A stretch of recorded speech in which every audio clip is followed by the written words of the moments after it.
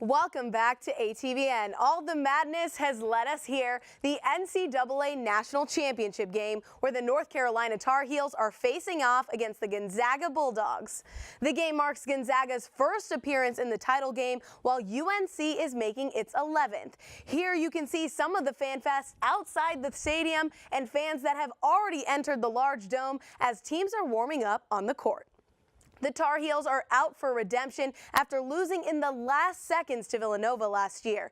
But it's not just tonight's title game that has people talking. Throughout 66 games so far in the tournament, there has been quite a bit of madness, with brackets busted left and right.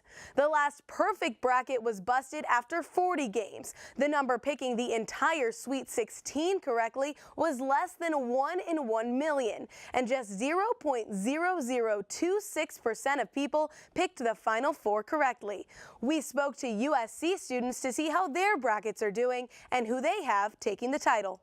I was in last place for a couple of weeks, and Gonzaga did well. I predicted them to win. It's destroyed, it's gone, but I hope UNC wins. I actually had Duke winning in my bracket with the final game against North Carolina. I actually had 0 Final Four teams. I think Gonzaga is UNC.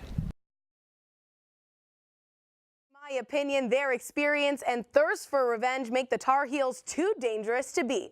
But Aaron, who are you taking in the championship?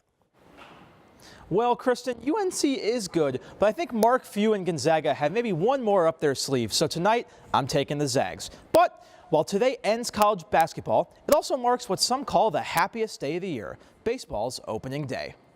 Now today, the Dodgers rolled over the San Diego Padres, cruising to an easy 14-3 win. And leading the way for those boys in blue was outfielder Jock Peterson with 5 RBIs. But now today at opening day, it wouldn't really be fun if I couldn't throw in my own predictions for the year, right? So, all right, here we go. I think the Cubs are going to come back to the World Series this year after winning it last year in shocking form. I think they're going to lose this year to the Boston Red Sox. The addition of Chris Sale this offseason is just that extra piece that I think that Red Sox rotation needs. I'm picking them in this year's Fall Classic. As far as the MVP race goes, I like Nolan Arenado of the Colorado Rockies in the National League, Carlos Correa of the Houston Astros in the American League. I think these guys, both who play third base, are that extra step their team needs going forward to the postseason. But regardless of how that postseason ends, today has been a strong start. Back to you, Kristen. And keeping with the pros, the National Hockey League announced today that its players will not be competing in the 2018 Winter Olympic Games. In a statement, Commissioner Gary Bettman said, "I think the overwhelming sentiment of the teams is that it's very disruptive on the season." He went on to say that the league now considers the matter officially closed. 2018 will mark the first time since 1998 that NHL players will be absent from the Winter Games. And moving from the pros back here to USC, 3 Trojan teams are getting streaky this season, holding on to some very impressive win streaks. Lacrosse, water polo, and beach volleyball have all secured streaks in the double digits. The #1 women's water polo team is on a national record-setting run of 52 straight wins. #9 lacrosse holds a 22-game win streak on their home field, and the #1 ranked beach volleyball team took home their 50th straight victory on Sunday. The women of Troy surged past the #4 Arizona State Sun Devils in an 11-4 victory on Sunday. The team struggled to find a rhythm early on, but hit their stride, scoring 6 in the 4th. Now USC looks to continue their perfect season with an MPSF win over Stanford on Saturday's Senior Day.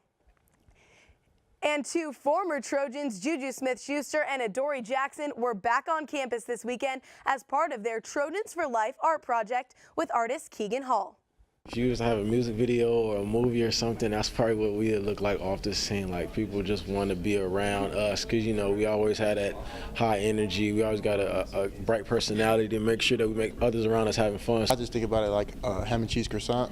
You know, I'm the ham, he's the cheese, and you know, everybody loves ham and cheese, so you know what it is, and you know, just treat it like that. And for us to come together and lead together, it was a fun ride. The next time you can catch these 2 together will be on the national stage at the NFL Draft. Thank you, Kristen. We'll see who wins tonight in the Bed Championship game tonight.